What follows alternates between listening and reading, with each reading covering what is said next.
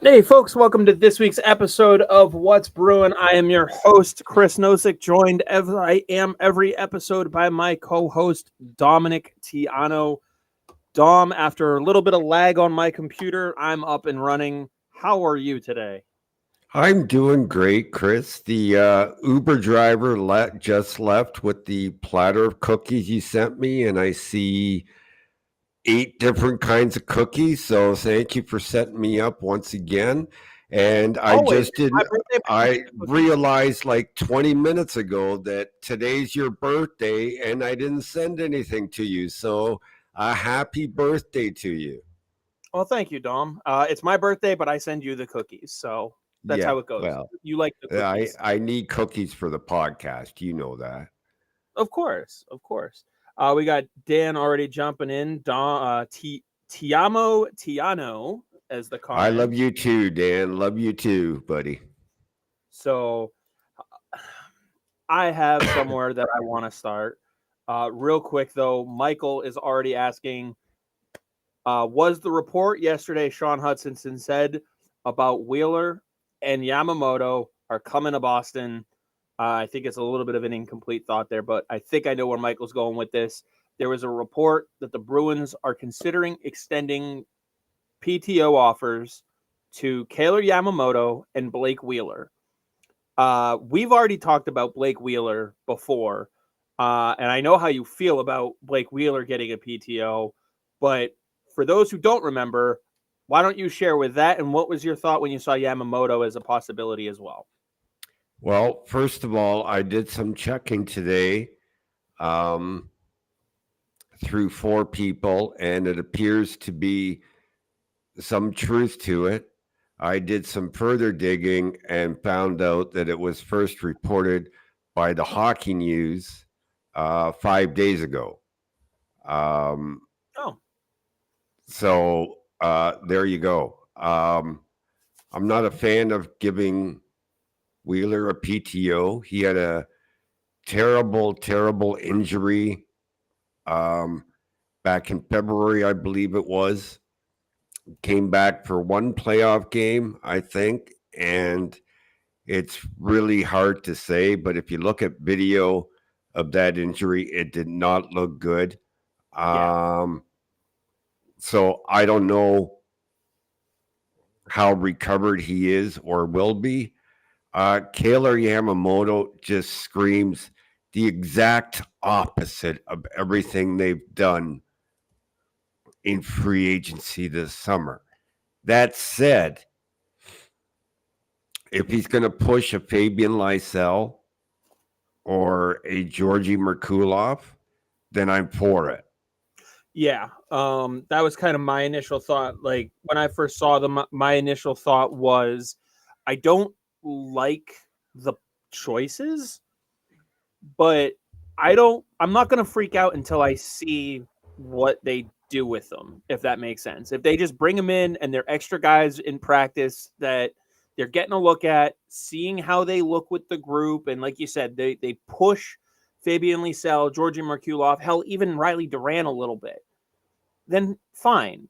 But if all of a sudden I see in preseason a consistent line of Marchand, Coyle, and Wheeler, then I'm going to sit there and go, what the fuck are we doing here? Now, to your point, if Blake Wheeler looks good, if he's healthy, then they might have something there. But yeah, I looked it up. He played about 8-9 minutes in one playoff game last year after 9 minutes and 18 seconds. After And the injury. right, he had one game played in the playoffs, like, and last year too, he played in 54 games and only had 21 points, which is drastically lower than the normal 50 to 60 that he was putting up. So his play has been falling off for a while. And obviously, he was the captain of the Winnipeg Jets during all those years where you saw guys like Dustin Byfuglien leave. You saw PLD won out. Like there was just a lot of shit that was, or PLD was there. He wanted out. Patrick Laine wasn't, happy there either. Like there's just a lot of stuff in that locker room that he was a leader of that makes you wonder a little bit what was going on up there. So not a huge fan, and I don't want to hear people say, "Oh, he's a great locker room guy." We just don't know. Yeah, there's certainly red flags. Yeah, you know. But I'm also sitting here going, "It's a fucking PTO." I'm not gonna stress over a PTO. Exactly. Thank you, Jason. Wishing me a happy birthday here. Gord Off says hello to the HFers. Love having folks in the comments, so we definitely want to get some more of those questions rolling in here. But yeah, no, I'm just not going to overreact to. I'm sitting here trying to enjoy my summer, and I've already got people freaking out over Jeremy Swayman not being signed. I don't need to worry about PTOs for guys who aren't even on the fucking team yet. Yeah. Like, and of course, you knew a week ago today was going to happen. Today, the Edmonton Oilers opted to finalize their decision not to match the offer sheets that were extended forth by the St. Louis Blues. So you just knew that it was going to reignite the fire of bullshit of people panicking because Jeremy Swayman might get an offer sheet. What are we going to do? Why hasn't he signed? Why the hell hasn't he signed? Let's stop right there before and stick with the Oilers for a second. What the Oilers did is absolutely brilliant, because I watched podcast after podcast after podcast go on about how the St. Louis Blues painted them into a corner, and Edmonton couldn't get out of it. Well, guess what? Edmonton got out of it. They created the cap space, plus they recouped the draft picks that cost them to dump cap space. So let's never say there is never a way to do it. There is a way to do it. We just saw proof of it. But the Oilers were just smart and said, yeah, we're not paying that much for them. Right. So we'll just save the money that we saved and use it in the season when we see exactly what we need. Right. But back to Swayman. But they still dumped the cap space in Cody Ceci, and you know that St. Louis was sitting there going, "Fuck, it didn't work."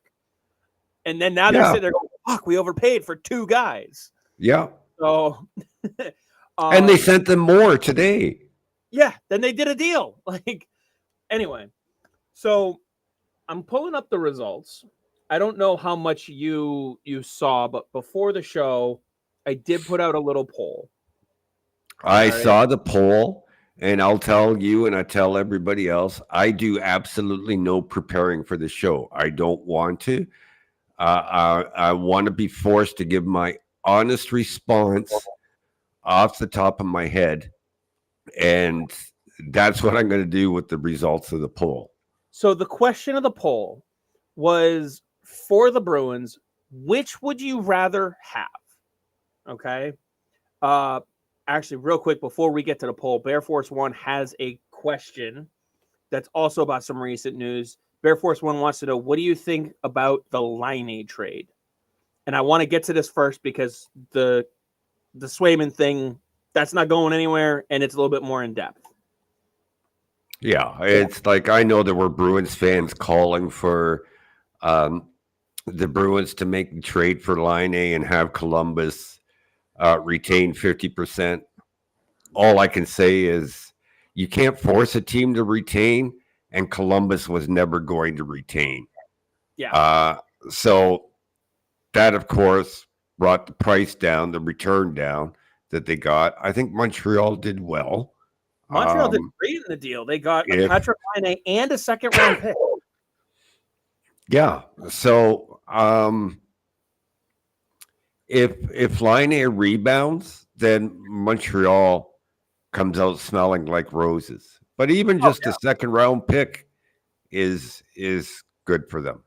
So yeah, even if you have a nothing burger year from Laine, you got a free not a free, but you got a second-round pick. You're taking a chance on a guy who's still a point per game player, and you're going to put him in your top 6. Like, yeah. And it's this year and one more for Laine. It's not like he signed for 7 years. This isn't a trade for Pierre-Luc Dubois. If his head is screwed on right, and all of his time in the program and all that stuff he's gone through what he has to go through. They're getting a fucking awesome player to improve their top six.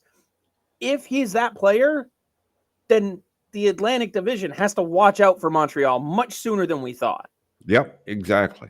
So it's a great gamble by them. So, and then of course for Columbus, they get a prospect to match some of their other young players. Like, it works for them too. Laine was on the older side of some of their younger players, and it'll just be interesting to see how they try to merge the gap between the Juracek and Adam Fantilli's of the organization with the Sean Monahan and Johnny Gaudreau's of the organization. So, and then real quick, Court wants to know, what's your favorite hockey movie? Love Story or Slapshot? I was going to say Slapshot, but does Happy Gilmore count as a hockey movie? Sure it does. It counts as a Bruins movie, right? It's Adam Sandler. So, anyway, so we'll back up to the poll here. I put it out just up until the beginning of the show because I wanted to have a final poll result. All right. So the question was, for the Boston Bruins, which would you rather have going forward? Swayman signed to a 5-year contract at $45.8 million and a little bit of change, which would be 9.16 AAV, or a first, second, and third round draft pick in the 2025 NHL draft. Now, I gave 3 answers because I wanted people to kind of be able to play a little middle ground. The answers were Swayman regardless, Swayman, but we're pushing it towards letting him go, or give me the picks. Now, which one would you fall under? Would you rather have the first, second, and third, or the 9.1 for 5 years for Swayman? Hold on. How much did you say the AV was? AAV? $9,161,833. Well, that's 2 firsts, a second, and a third. It's not. It is. No, because that is at $834. Where are you getting your numbers? I got the email from the NHL. Okay, so how far off am I? 9.16 million. So $9,160,001 to $11,450,000 is 2 firsts, a second, and a third. Okay, so the number I have is $1,833.80 over. Can you tell me where you got that number? I don't remember the website. I'll send it to you later. Okay. And Court makes a point. Dom is never wrong. So I'll go off of your number. That's fine. But I was trying to be as accurate as I could. I'm taking the picks either way. Point being $9.161 million. We'll call it that. I'm taking the picks. You're taking the picks. We had over 220 votes, 222 votes to be exact. 55% people said take Swayman all the way. So, but now you know the number because I asked you about the poll earlier, and you said you didn't do much digging. But based on the AAV, you know where I'm going with that. Yeah. The first, the second, and the third. And the reason why it's a 5-year contract is because if you start going out beyond that, it's still the 9.16 AAV for compensation. That's the number that another team would want to be at. You're not going to want to go to 2 firsts, a second, and a third, or 4 first-round picks. Yeah, at 5 years, yes. Right, that's what I mean. Is another team wouldn't offer 6 years and increase the offer to move it up to 2 firsts, a second, and a third. Do you think, based on everything Jeremy Swayman has said, do you think he's signing an offer sheet for anything under 7 years? No. Right. I know. So That's why I want the AAV then, the lowest number a team can give in an AAV, or sorry, the maximum they can give in terms of an AAV, where it would cost them 4 first-round picks, is $8.2 million. And I'll tell you why. Because 7 times $8.2 million is what? You got a calculator? 74 point. What were the numbers again? I just got it pulled up. 7 times 8.2 million. Is 54 million? No. 57.4. 57.4. Okay, now divide that by 5. Is 11.48. 11.48. Yep. Which is 4 first-round draft picks. Yep. Okay, because the CBA says you take, for any deal that's 5 years or more, you take the total value of the contract and divide it by 5, and that's the AAV used for compensation. That is why go ahead. Swayman is not accepting anything less than 7 years to entice him to sign an offer sheet. It's basically his own words. And the maximum a team can give is $8.1 million, so that they're not forking over 4 first-round draft picks. So what I was trying to do was go on slightly lower end of it, and basically what would be the minimum that another team would have to put forth to even consider having Swayman think about that deal. It would have to be at least 5. I agree. I don't think he's signing anything less than 7. But if you're trying to throw term at him, it would have to be a minimum of 5. Just trying to find that sweet spot of giving up the least while offering the least, but still trying to put forth something that would make sense for him to look at. 5 years, that's about $45 million. And that still gives up a first, a second, and a third round draft pick. Goalies don't go for that. No, they don't. And Bear Force makes a comment here that is really, really important. No, the one at the bottom. I think a team would offer more and increase the number of picks to entice the Bruins just to accept the picks. Here's the issue with that. Of the teams that can afford to offer the money, they can't afford to give up the picks. San Jose can afford the money. They're rebuilding. They can't afford to give up the picks. Real quick about San Jose too. They don't have their 2025 third round pick. So they would have to offer enough to give up 4 first round picks, or go and acquire that third round pick again for 2025 so they could try and save a little bit. I went through and Swayman is not going to San Jose for under $8.2 million. No, he's not. It's going to take them 4 first round picks. So now, and they can't afford to do it. They're rebuilding. And in the next 2 years, that leaves them a second rounder this year in 2025, and then a second and third next year.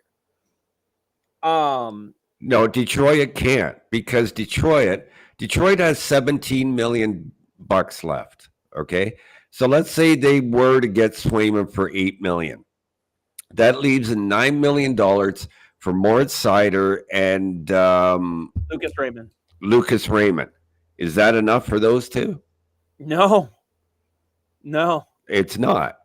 No. So no, Detroit can't. The only hope that Detroit would have is if you can get Raymond, Swayman, and Seider to buy in on an extremely short-term, like roughly $6.5 million AAV deal for all 3 of them.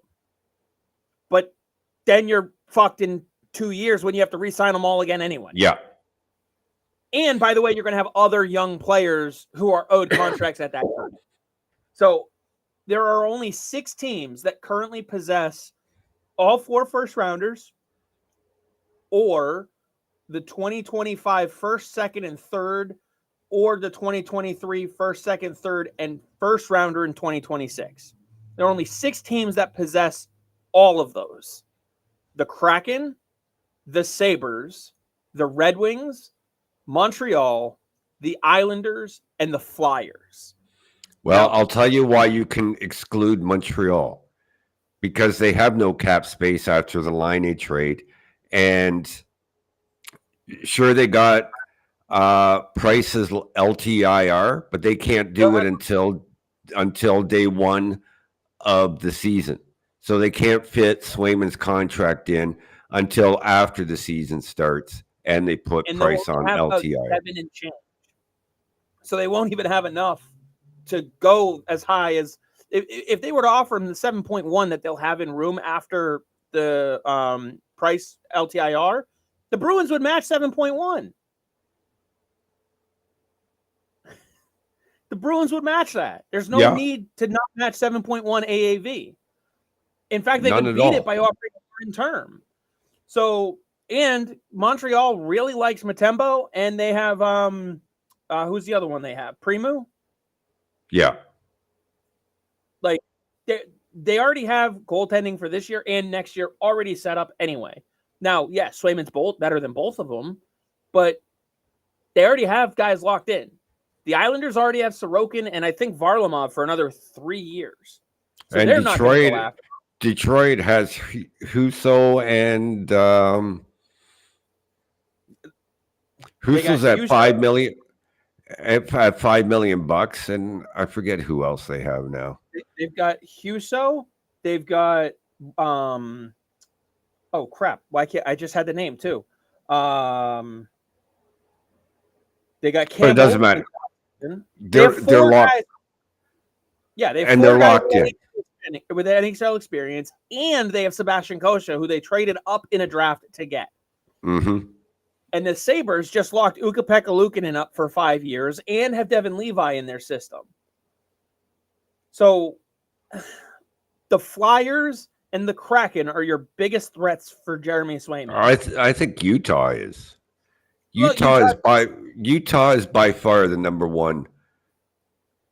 Utah, because they've been drafting really well over the last couple of seasons. They got a shitload of draft picks.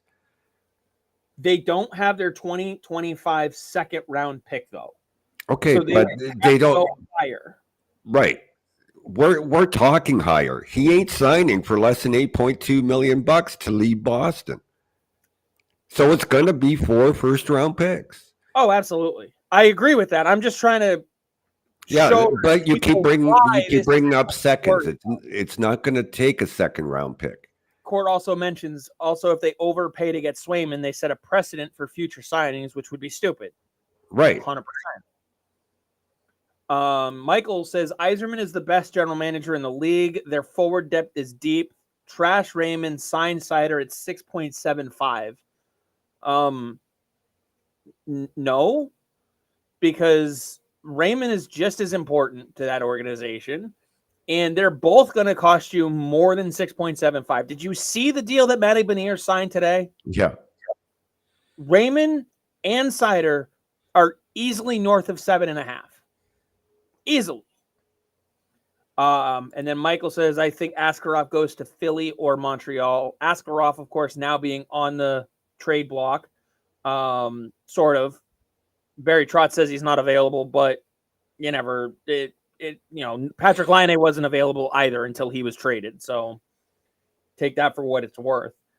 The Flyers have Urson and Fedotov. So they're going to have to ditch one of those guys if they want to bring in Askarov or Swayman. So I think they're more likely to go for Askarov, but it doesn't really make a lot of sense for them. He then says the easiest question to ask is why hasn't Swayman signed yet? Now, granted, it's more of a curiosity question, but it's quite simple, Michael. Vacations. Well, it's more than that. it's a negotiation. They don't have, like, everybody wants a conspiracy theory, and there just isn't one. Well, that's what I mean. It's a negotiation. That's There's also vacation time, things that have to get done, and there's no immediate pressure to do it. yeah. There's no deadline. There's no deadline to get a deal done, and it's not. I've said it 1,000 times. It's not just about saying, here's 8 years, $64 million. It's, okay, how are you paying me that $64 million? Everybody wants lockout protection in these new contracts because we could be facing a lockout in 2026. And the Bruins just don't give it out. David Pastrnak got $3 million lockout protection on an over $11 million a year salary. Yeah. That is well under what superstars or stars in this league get. Swayman's agent could be saying, we want $7 million in lockout protection. And Sweeney and Gold are saying, there's no way I can convince Mr. Jacobs to do that. Right. The most we'll do is $2 million. Then it's not just 1 year, because they have the option to extend the CBA for 1 more year. So they're going to want it both years. Oh, yeah, right? Absolutely. And Ian has the comment right here that sums it all up as well. The answer to this is no one is gambling on an unproven goalie at $8 million plus and losing. Now, it's 4 first-round picks, but it would be 4 first-round picks and the $8 million contract that even if it was as easy a dollar amount as going 8x8 or 7x8, no one's putting that out there as a risk. And like you said, it's going to take lockout protection, trade protection. All those types of things are going to have to be considered because it's a lot more than just here's money, here's term, have a nice day. So it's not, to Michael's question, it's not weird that he hasn't signed yet because there's no deadline, there's no fire under either side. They've both been able to say, this is where I'm at, and we'll talk again in a few weeks. Michael, when did David Pastrnak sign his last deal? Ooh, I know. What was it? The day camp opened. Right. We went through this. We went through this same shit all summer long that year. Appreciate the birthday wishes, G. Wally. He says, hi, Dom. I think it's still way too early for all this head ringing about Swayman. I agree. It's all we're seeing, most of what we're seeing, and it all kicked back up because of the offer sheet. So we're going to talk about it. But I agree. I think it gets done. I don't know if it happens in the next couple of weeks, but yes, I think it gets done and probably right before camp opens. So I guess, that would be a couple weeks from now. Let's see. Matrix. Same old shit. Yep. Then follows it up with, I bet there's a deal in place for money in term. It's hashing out the fine print and even finer print. I don't know if I would say that it's hammered out as far as money in term. I think there's going to be a little bit of give and take as far as, this is what we want, the overall dollar amount, but how is it going to be structured based off of, like you said, signing bonus structure, trade protection, things of that nature. And like they have a general idea what it's going to take. They went into free agency and they've left themselves $8.6 to $9.6 million to get a deal done. So they know what it's going to take. There were a couple other side responses. A couple people were saying it depends on which team was trying to make the offer because of, where the picks might lie and stuff of that nature. One person said they should get a proven scoring winger and then mentioned Lawson Krause. So I'm not sure which direction they were actually trying to go with on that one. But there's a lot of that. But the fact that 55% of people, and actually it was closer to 70%. Let me get the exact figure. It was 86.1% chose Swayman regardless. And it was only 14% who said that they would take the picks. It's an overpay on a goaltender. Let someone else do it. Mm-hmm. Said, he's not eligible. He's not eligible for no move, no trade until he's 27. But you can put it in this deal to start when he's 27 years old. So that could be one of those ways of one of those T's that have to be crossed, I's that have to be dotted. Mm-hmm. So Kevin, who has joined in, thank you for the earlier. He says, I don't know why we're trying to look so deeply into the Swayman contract. It will get done. Enjoy what's left of your summer and see you at camp. Kevin, it's what people are freaking out about. So there's going to be some talk about it, and that's the message we're trying to convey. Go touch some grass, as they say. Yeah. Yeah. Real grass, like in your front lawn, that kind of grass. I mean, it could be the other kind of grass, too. I don't know. Big Bear would have something. I don't know. Judging by some of the reactions, I think too many people are touching that grass. That's not grass they're touching there, Dom. There's something else completely. So, I mean, that was the big thing that I've seen, that the PTOs. I definitely think that Atlantic got harder with the addition of Patrick Laine being brought in by Montreal. I still don't see Montreal as a major threat this season.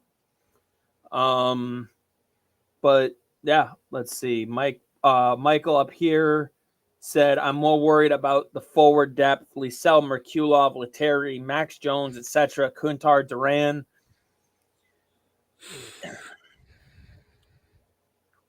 Yes, I don't know. I don't think it's the forward depth.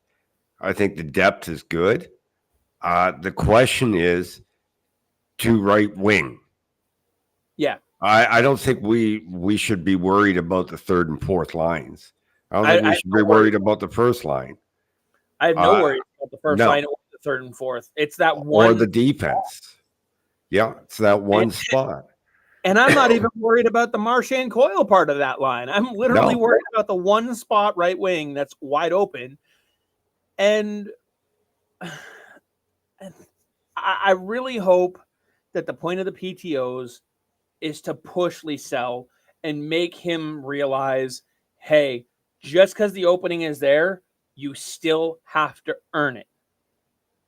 I hope it does. I'm rooting for the kid. I want to see him come in and score and be on that second line next to Marchand and Coyle. He has a very high ceiling. Offensively, his ceiling is quite high. Yeah, I think with those two, he gets two players with the defensive responsibility that can, I don't want to say babysit him, but can teach him the right way while also covering up for him when he does have a lapse. Yeah, he's going to have lapses. Yes, definitely. I'm fully expecting that. But as far as also having it's very similar to how we saw Charlie McAvoy develop next to Zdeno Chara. Or Brandon Carlo. Or Brandon Carlo, exactly. Same thing. They were able to screw up because they had someone who could make up for their deficiencies. Right. And so they were, and actually we saw it a little bit, I'd say, from Mason Lohrei last year too. Mm-hmm. When he was paired with Carlo or McAvoy, he felt more confident to do things with the puck in the offensive zone because he knew his ass was covered. Yep. That's what you want to see in your young player. That's how you want them to develop. The last thing you want to do is have them, have to keep their head up and worry. I mean, you want them to keep their head up anyway, but you don't want to have them be shying away because there's no one there. There's a reason why Chicago has gone out and got Teuvo Teravainen, Taylor Hall, Nick Foligno, all to go around Connor Bedard.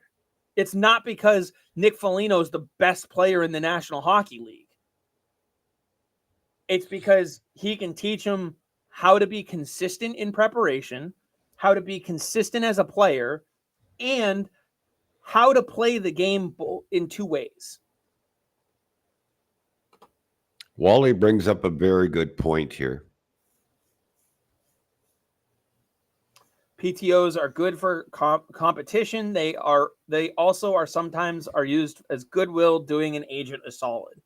I don't know who the agents for Blake Wheeler and Kailer Yamamoto are, if any of them are shared, if any of the agents are shared or anything like that. But it is a good point for sure. The competition part alone, like I said, I hope it's there to put a fire under Liesel's ass. Honestly, even if it's Merkulov and Trent Frederick who have a fire under their ass, and Frederick takes that right wing spot, and Merkulov is able to take a third line role, I'll take that as a result of it.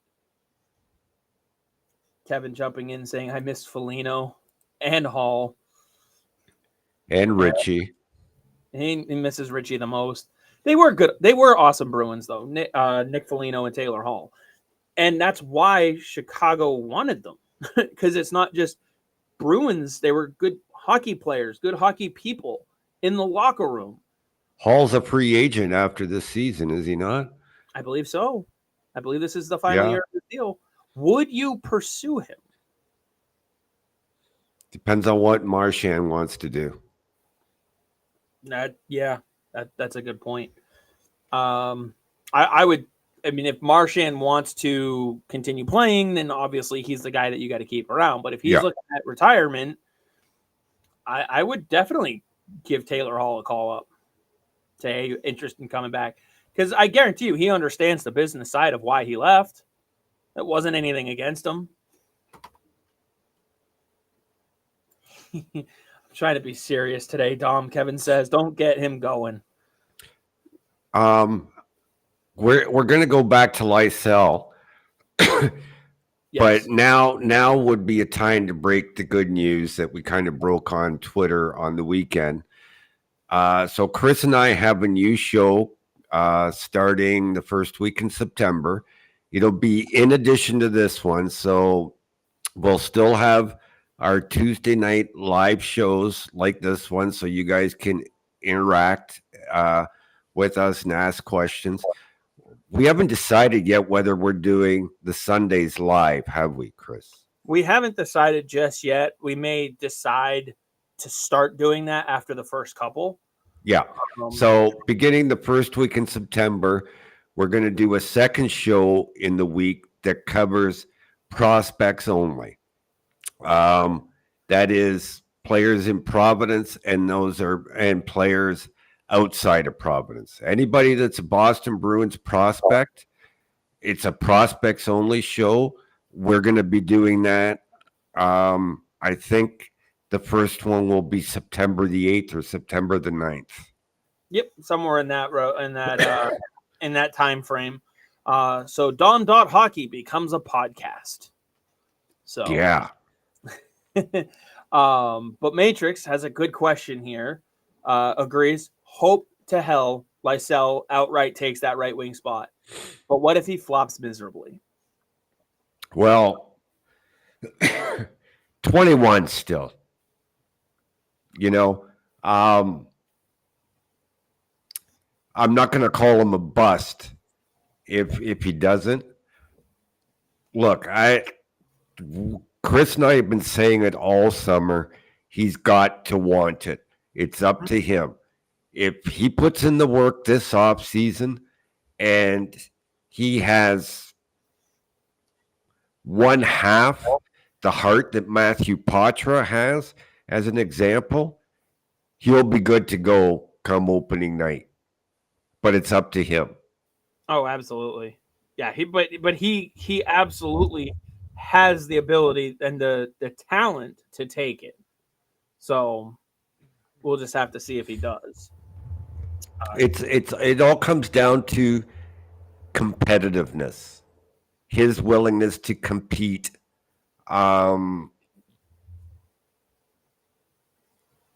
I don't know how else to say it.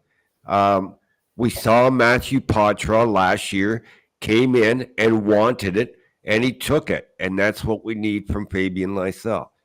Oh yeah, absolutely. And Wally says to feel free to post reminders of upcoming shows and pods on HF boards here.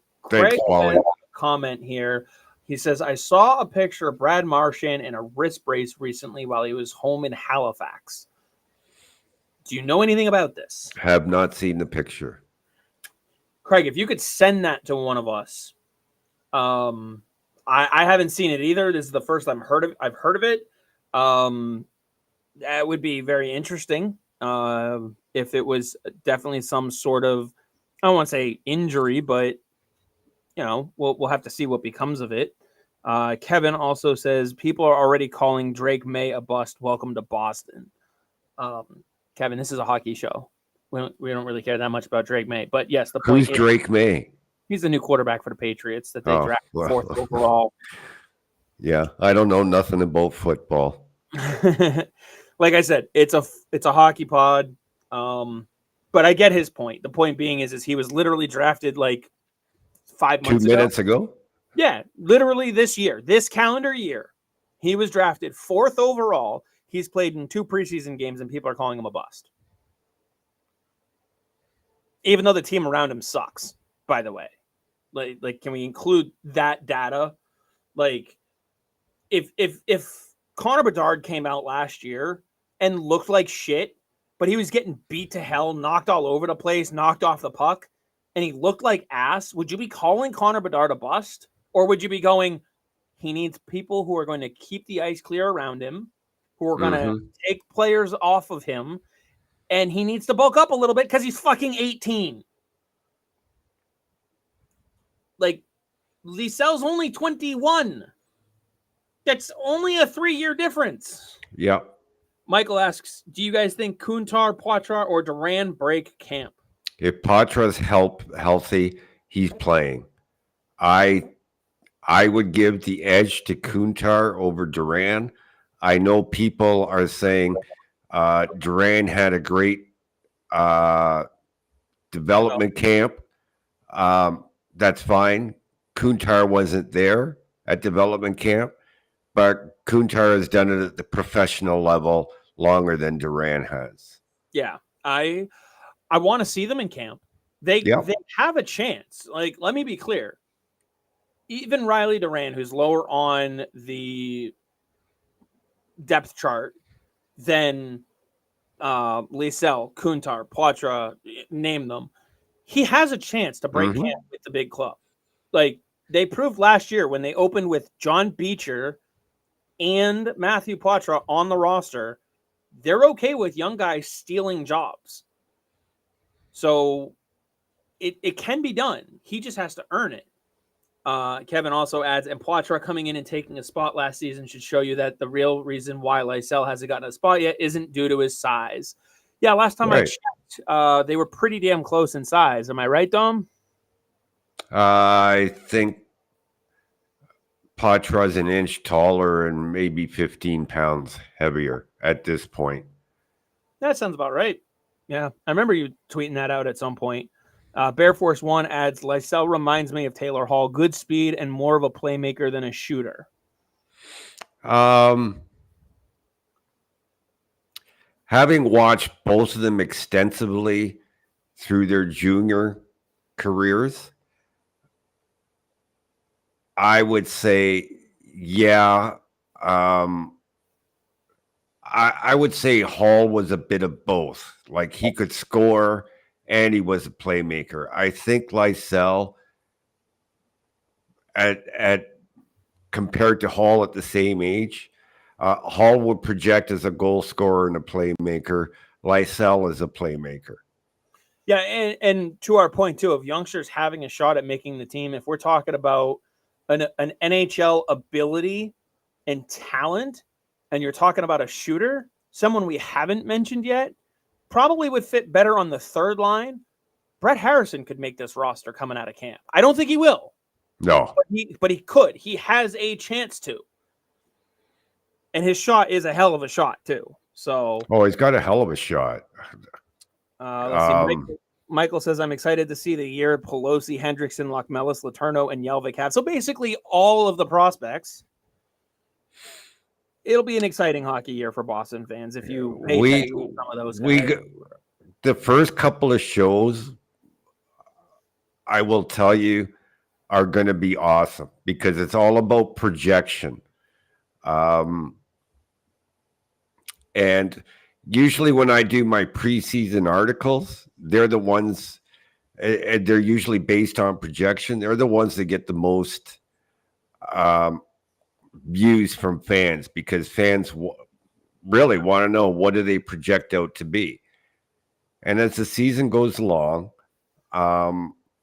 Chris will tell you because in the months that we've been doing this show, we do some talking on air and some talking off air, and it's not about what a player does at one tournament. It's not what a player does at one development camp. It's looking at the whole picture and how do you watch guys on the ice. Yeah. I would say, Chris, if I'm wrong, say so, and I'll admit I'm wrong, but I've taught you a different way to look at a hockey game and look at a player than what you were used to. Oh, absolutely. and I'm going to be looking to go to more of the American Hockey League games. Those are local to me. You know, I don't have Canadian juniors in my back door. Sorry. But it's still a lower level. Guys who are trying to make it into the pros, up in the level, into the National Hockey League. I've got some local ECHL, so other farm teams that aren't too far away either. And even just going to the American Hockey League, like I remember a conversation we had last year. I went to a game between the Springfield Thunderbirds and the Wilkes-Barre Scranton Penguins. And there was a particular player, I was like, I don't know why, but every time he was on the ice, I noticed him. He was physical. He was making offensive plays, and he looked good. And I was like, I don't know anything else about him. In fact, all I could remember to do, all I had time to do, because I was trying to focus on other things, I just wrote his number down. Looked him up on the roster. It was like a top 15 overall pick. Now, does that mean it's going to completely translate? No, but I'm looking forward to seeing how he stands out this year compared to last year. I'm going to go and specifically watch him now in a different way than I would have 3 years ago. And we can bring that to Fabian Lysell because oh, absolutely. You know, I don't like calling anybody out. You know, there was the Ryan Mougenel comments. Mougenel doesn't mind it though. No, and and I'll call out a player, right? Like you've heard me call out a player many a times. But I think late last season, Mark Diver, who I have a ton of respect for, had a lot of unkind things to say about Fabian Lysell. And everybody took it as gold and decided that he was a bust because of that. And then 2 months later, Mark changed his tune and felt that he was deserving of a call up to Boston. And that's how quickly things change. Should never be like, for example, how long have I been calling out Brett Harrison, Chris? Oh, quite a while. 2 years? At least, yeah, because I remember we had multiple conversations about it. Yeah. About his physicality and the lack thereof. And then the first day of development camp a year ago, I was like, oh shit, you can't miss it. Yeah. So it's not something that I saw one night and decided that's what I'm going to talk about. No, it came over years of watching. Right. And I remember what you're talking about with Mark Diver last year. And when he started saying, hey, he should be called up, no one was like, hey, this is the same guy who a month and a half ago said that he needs to be called out. No one said it was the same person. And No. people just simply said, well, I heard he's trouble. He's trouble. He's trouble. If you had made the connection that the person who said, hey, he's doing this, and now a month later is going, he's no longer doing that. If you put those two together, then you can sit there and go, holy shit, the player grew up. They might have learned something. That's important information. Yeah. Brendan asked if that's the case. We were talking about size between Lysell and Poitras. Does that mean Lysell isn't as locked in as Poitras is in his preparation, or is he just focusing on a different area of his game? People. The thing I've always harped on about Matthew Poitras is never question this guy's competitiveness. He wants it. He knows what he has to do to earn it. I think last week I spoke about Dean Letourneau's workout video going viral on YouTube this summer. And I said last week, I said Matthew Poitras' workout routine makes Dean Letourneau's look tame. Yeah, I would believe it. Okay. And because I've seen him work out, I've been there in the gym when he's working out in preparation. I have access to all the OHL dressing rooms and stuff, and that's where he came to work out last summer. That said, I think Fabian Lysell lacks that. And I think a lot of it last summer was because, is it Bear Tracks that follows the players around in the summer? I don't know exactly who it is, but I think it's Bear Tracks. But they sent someone over there with him. Yeah, and videotaped him for a few weeks. Was PJ Axelson doing very little workouts, and the workouts he was doing was nothing that a hockey player should be doing. So I remember the behind the B clip where he was talking about his workout was like an hour of shooting out behind his house and like an hour and a half at the gym. Yeah. So, when I question the competitiveness and the want, that's what I'm talking about, because a player has to do their preparing in the off season. Yeah. To be ready for the season. They don't bulk up during the year. Right. So I'm guessing that having the cameras follow him along was some of the interference with him last year or last summer. This year, he's recovering from a concussion. I don't think he'll be in the top the prospects games. I think they want him to come into camp as fresh as he possibly can. Yeah. Same with Poitras. Yep. They'll want them 100% healthy. So I think that's the difference. Craig adds the pic of Brad is in the comments of Dom's Twitter link. Well, Craig, I actually went and grabbed it from there. This is the picture that he is referring to. And what I would say is it's not an original picture. You can already tell just based on how he's cropped out. So I couldn't even tell you, like, the way he's cropped out, the way the background is set up. You can see kind of the fuzzy little edits around the edge. It looks like a real wrist brace, but it very well could just be a photoshopped image of someone else's arm. I put zero stock into this photo right now. It's definitely photoshopped. I just don't know how much, but enough for me to go, I'm not worried about it. Show me the original. And this isn't a knock against you, Craig. I want to be perfectly clear about that. It's just there's not enough here for me to sit there and worry about Brad Marchand's wrist.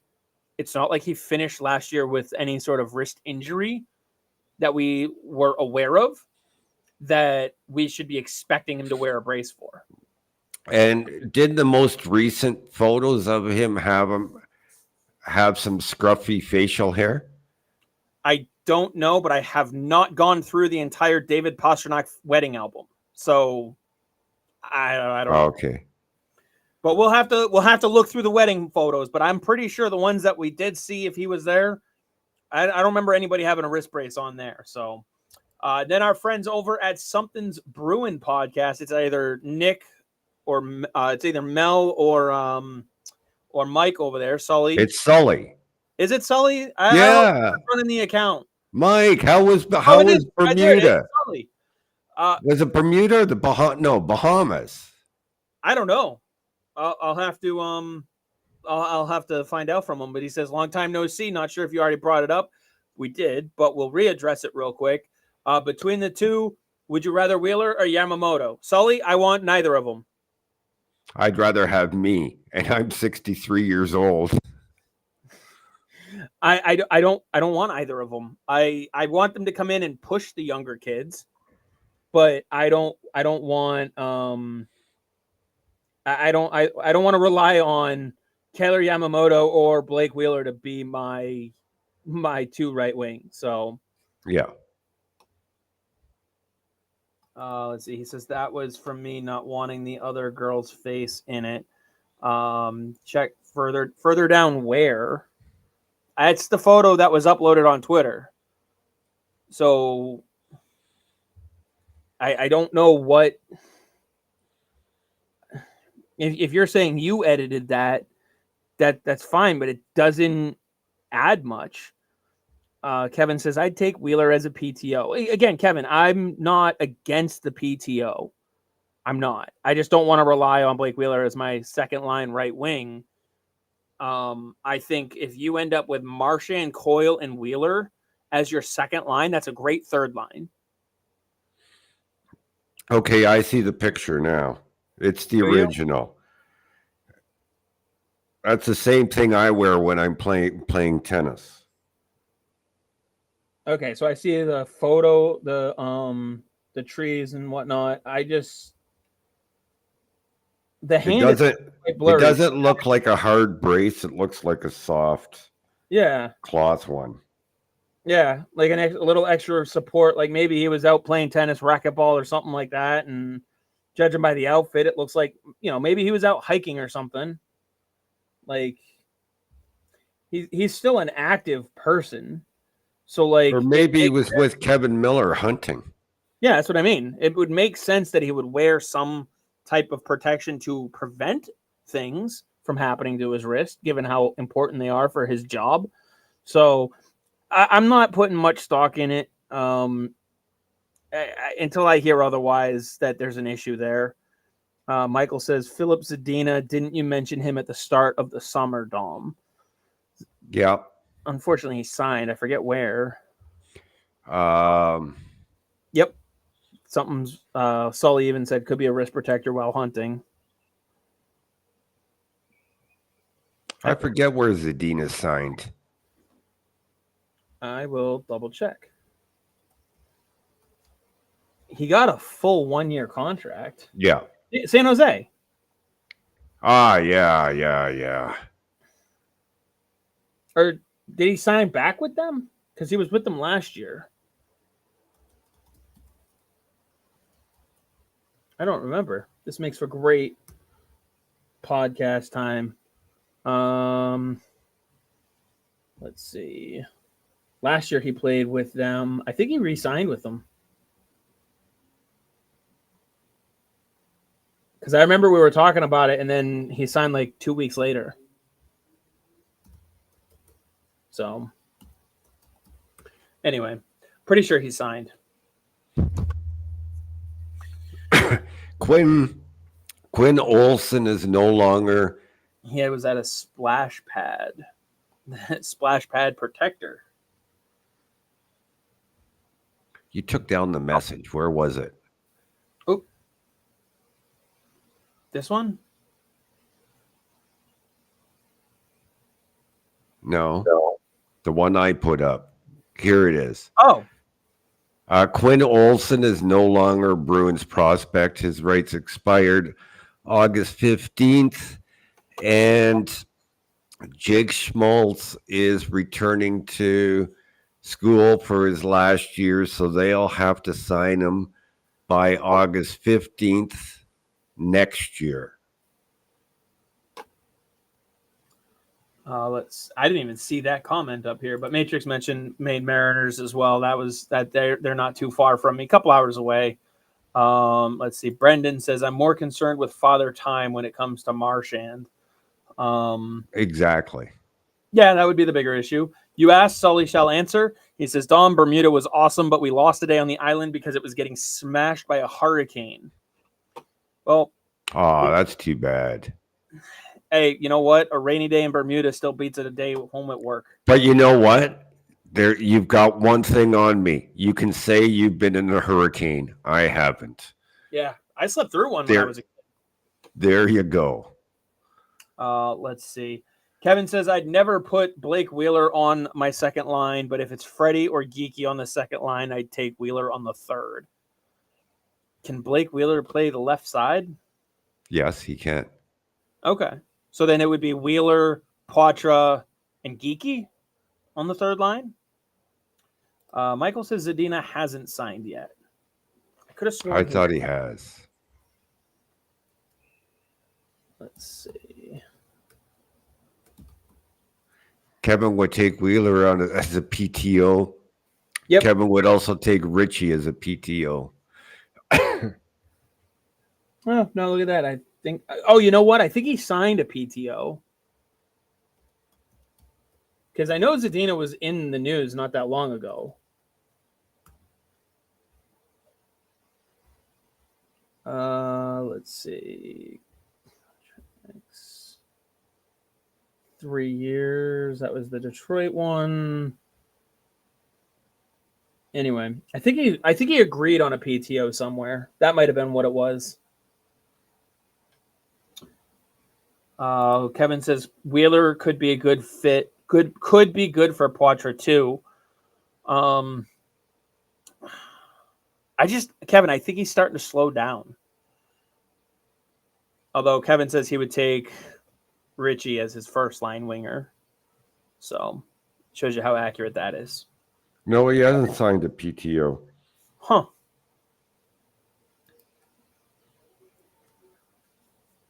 I would still take him on a PTO.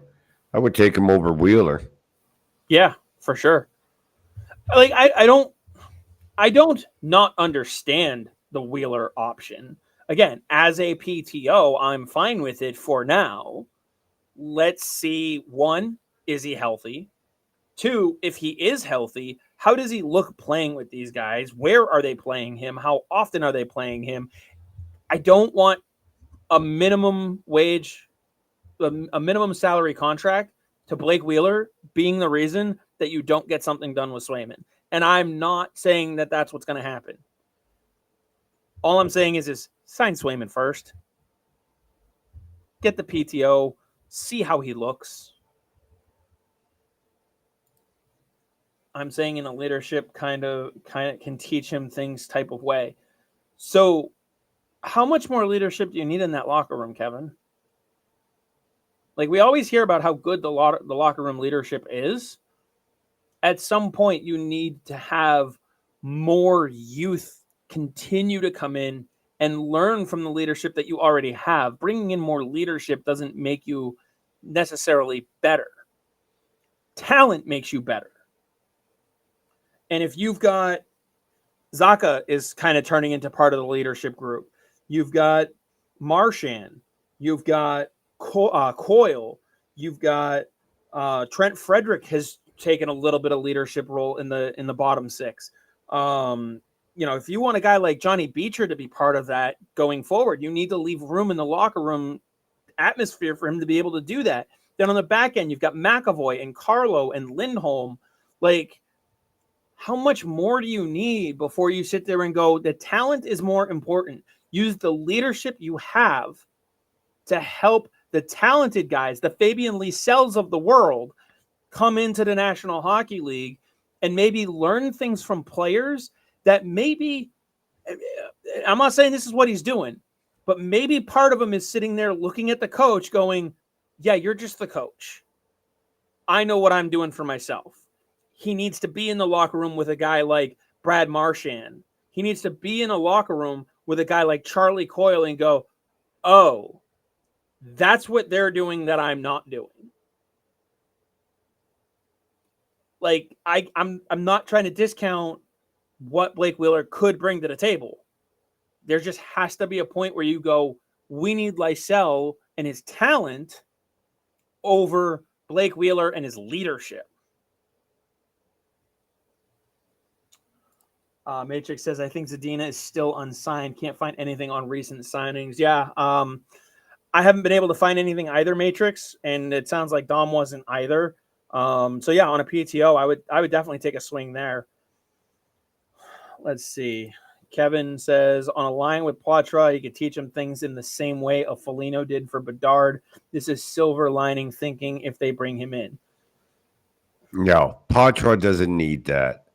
Poitras needs a Trent Frederick, a big body who is going to be there when the inevitable happens and someone takes a run at Matthew Poitras. Blake Wheeler ain't that guy. I was going to say, yeah, I mean, I think you can get kind of a little bit of balance in that with Morgan Geekie. Like, I'm not saying Morgan Geekie is this amazing leader. You know, he ain't Charlie Coyle. He ain't Brad Marchand. And by God, is he not Patrice Bergeron. But he can give you, between him and Frederick, you're going to have the physicality, the physical protection that you need from Poitras for him on that line, for him to do the things he needs to do to be able to grow as a player. Let me say this to Kevin.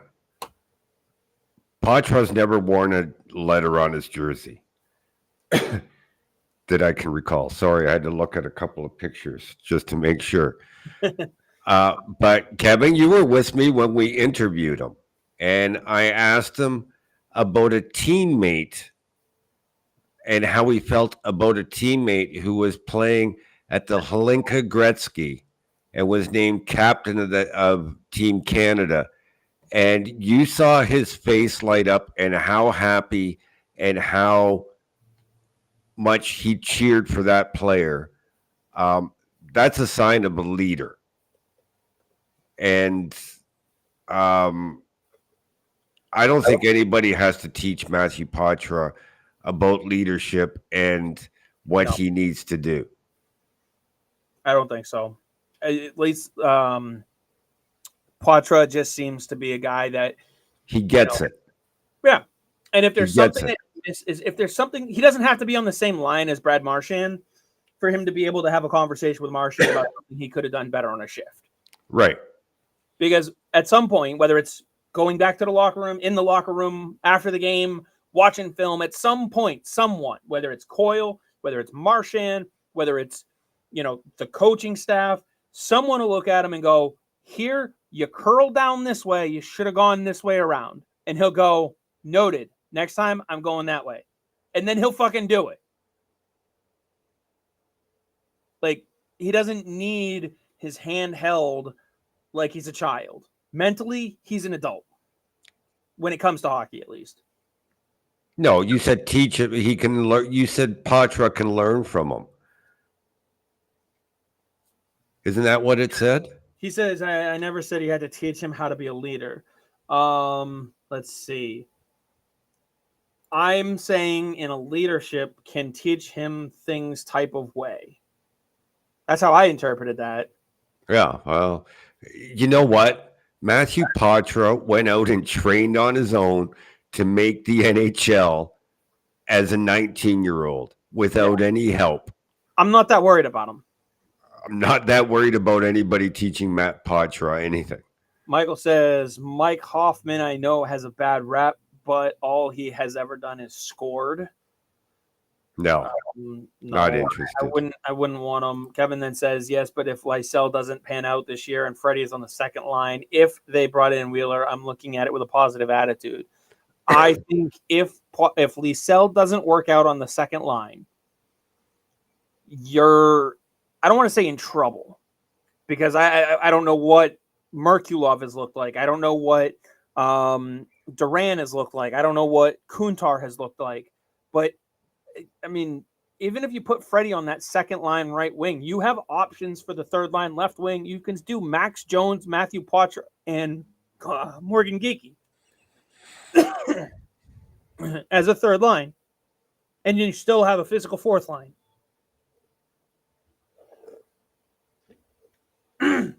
Sully asks, any thoughts to Riley Duran making a push during preseason? He's super underappreciated, professional attitude, and nasty offensive instincts. I certainly don't underappreciate him, but I'm giving Trevor Kuntar a better chance of making the roster than Duran. And I wouldn't say Riley Duran has nasty offensive instincts. He's never been a point producer. He did it at the World Championships, World Junior Championships, but in college he was never a massive point producer. I would say he was even barely just average. Now he has a great shot, but so does Trevor Kuntar. I don't think Riley Duran's going to be a big offensive producer at the NHL level. But some are hoping he's going to be. I just don't see it. And that's not necessarily a knock on him. I mean, he could be a very solid third line, fourth line winger. Yeah. But right now, that's not what you need.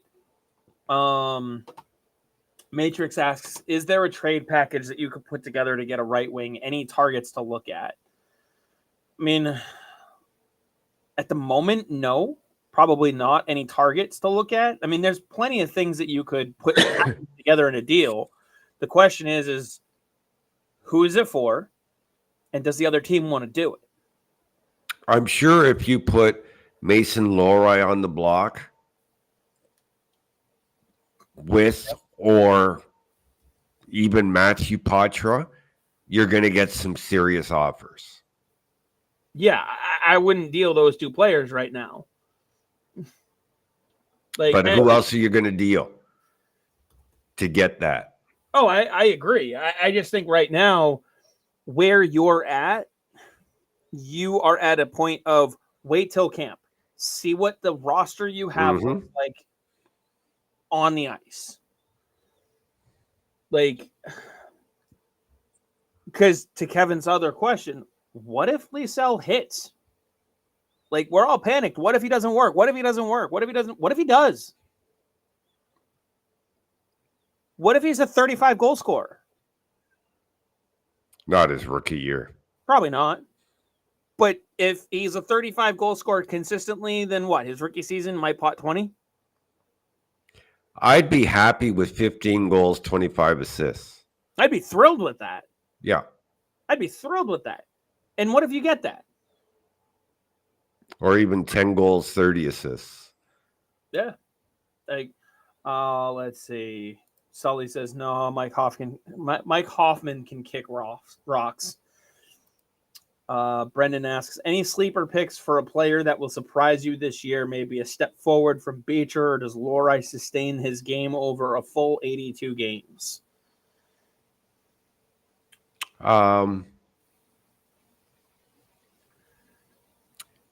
I think Lohrei continues to develop and improve. I'm thinking Beecher will take a small step forward. Yeah. Yeah. I don't know about sleeper picks. I think there's enough combinations that we've gone over, whether it's Gulov, Poitras, Liesel, Kuntar.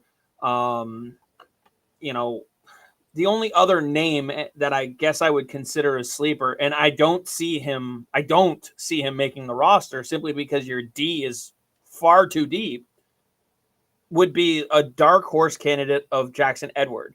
I don't see that happening because I don't see him being ready, and you have 7 defense. Mm-hmm. So, that's the only other name that I can think of that we haven't talked about, but there's a reason we haven't talked about it. Multiple reasons. So, anybody else that you could think of? Oh, well, I mean, I guess Brandon Bussey or DiPietro could make the team out of camp. I know we've talked a few times about them carrying 3 goaltenders, Um, but I don't know if that's I keep an eye on Tough. okay. Um, just to see. I know the Bruins have always liked him, so maybe they've seen something there. Um, but I would keep an eye on him. I'm not saying he's a dark horse to make the team, but definitely one to watch. Yeah, I think some of it comes down to what do you expect? What do you consider a dark horse? Like I would consider Kuntar right now a dark horse simply because the number of guys he would have to go over. He's been my dark horse for months. Right. He could do it though. He's got Yeah. the drive to do it. That's he's got the desire to do it. You can't teach drive. Yeah, and let's say Lysell doesn't make it and Frederick's there. So now you got a left wing spot open. Max Jones is fighting for fighting for the third line. You got Tuft, you got Kuntar fighting for the fourth line. It could go a lot of different ways. But I'm not counting Kuntar out. Yeah. Kevin says I'm counting on Lysell making it. If he doesn't, I have full faith in Geeky or Freddie handling business. Absolutely. I think the Bruins are with you, Kevin. I would love to see Freddie on that line too. I would love to see it. I think he could do well there. Well, I don't, and I'll tell you why. It just means that Lysell's not ready. Well, no, I'm saying I think Freddie could do well there. Oh, I'm sure. I know he could. I know he could. But in terms of balancing out the lineup, I want Lysell to absolutely earn that spot. And leave Frederick with Patra and Geeky or Merkulov and Geeky. Yep. Sully wants to know, he goes, ooh, Korpisalo expectations. Did people overreact at the Ullmark deal? I'm going to let you take this one first because I know how much you hate predictions.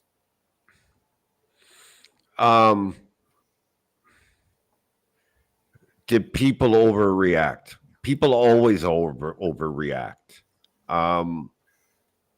I'm just the type of person that wants to wait and see it play out.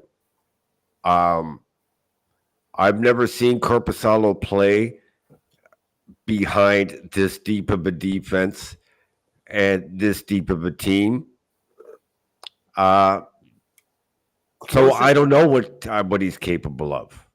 I don't. He had to a team like this was when he was in LA. Yeah. And he looked good for those 12 games.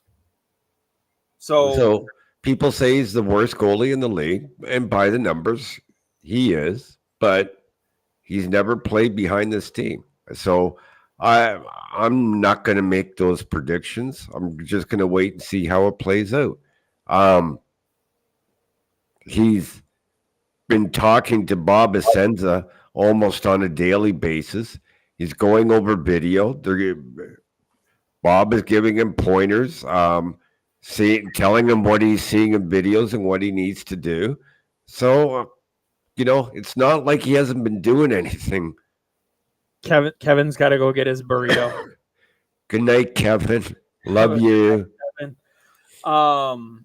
Yeah, to your point, people overreact on everything. We were talking about it earlier. St. Louis makes 2 offer sheets, and the overreaction is, why the hell isn't Jeremy Swayman signed? They overreact because they can, and some people just find it funny. However, what a lot of people are losing sight of, Sully, when it comes to the Korpisalo part of the Ullmark deal, they were going to get a veteran backup goaltender to come into camp with. Yeah. Whether he was going to make the roster out of camp or Brandon Bussey was going to earn it or DiPietro was going to earn it, all of that remained to be seen and still does. I don't think they have any problem looking at Joonas Korpisalo going, hey, go figure it out in Providence. You're not where you need to be with the big club. We'll put you through waivers. If someone else claims you, best of luck. It's nothing against you, but we're going to go with Bussy, DiPietro, whoever it is, to back them up. That being said, I don't think they have a problem carrying 3 to start the season if he shows he's ready and Bussy shows he's ready. However, if you were going to go out and get a veteran backup goaltender, look at what Lankinen signed for recently. Look what Wedgwood signs for. Look what Laurent Brossoit signed for. Anthony Stolars. These are number 2 guys. They're good number 2s. Jonas Korpisalo was going to, or your backup goaltending spot was going to cost you at a minimum $1.5 million, if not 2. So maybe you're overpaying the guy by $1.5 million to $1 million. Maybe. Let's say you are. Okay, well, the cap's going to go up next year, and you have the same guy under contract for the next 3 years. You have essentially your goaltending tandem taken care of for the next 4 seasons, this year and 3 more. So with that in mind, he might be overpaid by $1 million, maybe $1.5 million for 1 season. Yeah. Who gives a shit? You know, the Bruins could put out a tweet tonight with a picture of the sky and say that it's orange, and you'll get 1 million responses. Or hell, you might even get threads on HF boards about how the Bruins have lost it, even though they put up a picture that the sky is orange. Yep. You know, I always say to Chris, controversy sells. Yeah. And it does. And you need some sort of controversy, whether it's legit or not. We have Gore puts there's only 24 people watching, 4 likes. Come on, people. And then I believe Dom, you wrote back that's only on YouTube. So to your point, controversy sells. There's a reason we've only got about 300-ish people watching, because we're not going down the bullshit rabbit hole. We're just telling you how it is. If we were doing this for the bullshit aspect, we would just be like everybody else. And people would come on and we'd have a lot more bitch pissing and moaning in the comment. We want to answer real questions. We want to give you real information. So that's fine. Brian says, don't know if you guys touched on it. Came on late. That's fine. You're always welcome. And questions are always welcome, even if we've already answered them before. He says, but any reaction to the Ryan Johansson / Flyer situation? That's a tough one. But it's good that it's good that his agent has contacted the PA and they're investigating. Because from everything I know, and I mean, I could be wrong. I'm only going by what I'm reading. It's a hockey-related injury, and he's due his money. That's just the way the NHL works. They're guaranteed contracts. I don't know whether his contract would have been insured or not. What was his cap hit? Do you know, Chris? About $4 million, I think. Yeah, so he's just under the threshold to be insured by the league. Well, so here's the other thing, too. From one of the things that I read, right? And real quick, Gordoff is saying, no, I'm saying more people should press the like button. I agree. I 100% agree. I think more people should go to YouTube like you're on and hit the subscribe button. And then when the bell shows up, they should click on that. So every week when we go live, whether we go live for this show, whether we're doing the Dom.Hockey show, we'll use the same feed for both. I'll make that promise. That way there, you guys don't have to follow 600 different things. We want to make your life easy too. Click that bell and know whenever we're going live, whether it's for this one or Dom.Hockey. I promise the description will tell you. So appreciate that, Brendan. He says, that's why I listen to you guys. Tell it like it is. Absolutely. That's what we try to do anyway. Appreciate the kind words, Kendall, from you as well. One of the things, though, that I read on the Johansson situation, at least the Flyers side of it, is that they're basically saying he wasn't injured until we tried to send him to Lehigh Valley. Once he cleared waivers and was supposed to report to the American Hockey League, all of a sudden he became injured. So I think that's the team's take on it. But still, that's no reason to terminate a contract because it's the team doctors plus the way I understand it, he has the right under the CBA to get an independent doctor, pay for it out of his own pocket, as long as the team agrees on which independent doctor, and apparently they did. So you have the team doctor and an independent doctor saying he's injured. I agree. I agree. And Brian points out, I just was going to update you on that. I didn't want to cut you off. He says the cap hit was 8 million AAV. And it looks like it was all salary, so no signing bonuses. It was split half between Colorado, half on Philly. Doesn't matter. That's an insured contract. So why Philly would want to terminate it? The top 6 contracts on any team are automatically insured through the league's insurance policy. Okay? Any other insurance that the team wants to take out on players, they have to do on their own. $8 million would have been insured with Colorado. So would it have been Colorado's insurance policy that covered this? No, it's the league's. Okay. It's the league's insurance policy. I got you. So the contract is insured in its fullest. Sorry, Nashville. Yeah, Brian. Either way, it's insured. Okay. I got you. Okay. Yeah, so insurance is paying the $8 million. $4 million on Nashville's behalf, $4 million on Philadelphia's behalf. So why they want to terminate the contract? What the fuck does it matter to them? The only thing I can think of, and this is probably a calculated decision or part of the decision by them, this is the last year of the contract. And for some reason, they wanted the contract spot. So they basically are saying whatever we have to pay financially to settle this is worth the contract spot to just terminate him. Why would they need a contract spot? They don't need it. I don't know. And it's LTIR. They don't need the cap space.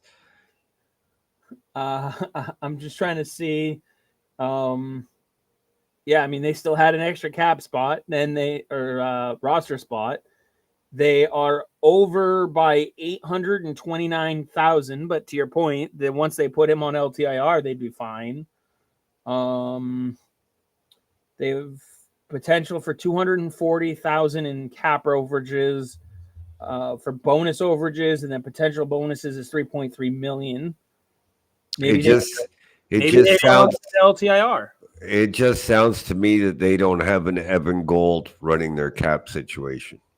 No, they have a Danny Briere. Trust me, Danny Briere is not running their cap. No, I doubt it. They have 48 of their 50 contract spots filled. Doesn't matter. LTIR. Yeah. I don't disagree with you, Dom. I don't. I want to be clear on that. I'm just trying to think of what the hell they could be thinking of. I hope the Players Association just takes them to the woodshed. I really hope they do. Yeah, and the dangerous thing about Philly over the next couple of years is this year's draft, they have 3 picks in the first round and 3 picks in the second round. So they're going to be able to do some damage. Mm-hmm. I don't know. I can't imagine they would be so stupid to just try and get out of this and hope that it works. Like, then again, it's Philly. It's Philly. When have we ever known Philly to do anything smart? I mean, they got Mitchkov over here early, but Yeah. We don't know if that was smart yet. That remains to be seen. It might not work. So let's see. It is about 8:00. Appreciate the kind words from you, Sully. Hopefully you're enjoying your vacation. Actually, real quick, speaking of Sully and the boys over there, you joined one of their shows over there at Primetime Productions. What was it, last week? Yeah. Brett asked me to go on, and I said, yeah. And, when they introduced me, they said something nice. I don't remember nice things said about me. I said, hell, man, I've been waiting all summer for an invite, and I thought maybe I was too controversial for you. So, yeah, it was a good talk. Brett doesn't live that far from me, so Yeah. I'm going to have to bump into him at a London Knights game this season. I want to try and get up to Canada for a couple of NHL games at some point. I want to try and at least get it set up this year. So hopefully I can get up there at some point. But Sully, thanks for tuning in. Everybody else who's been watching, it's about 8:00. Dom, do you have any final thoughts? No, just enjoy the summer. Swayman will get done. If you're in the States, you got bigger things to worry about, like the election coming up in November, than to worry about Jeremy Swayman's contract. Vote for Sway. Vote for Sway. Yeah, like you said, get out there, enjoy the summer, touch some grass, whether it's the green stuff on the ground or the other green stuff. Just not the white stuff. We don't want to touch that stuff. Yeah, don't touch the white stuff. Or the blue stuff. None of that. Touch some grass. That's all I can say. Enjoy the summer. I want to thank everybody for tuning in. We will be here again next week, 6:30 Eastern time. And like Dom said, keep an eye out for the Dom.Hockey podcast. We may do that one live as well. We'll let you guys know as we always do. And thank you.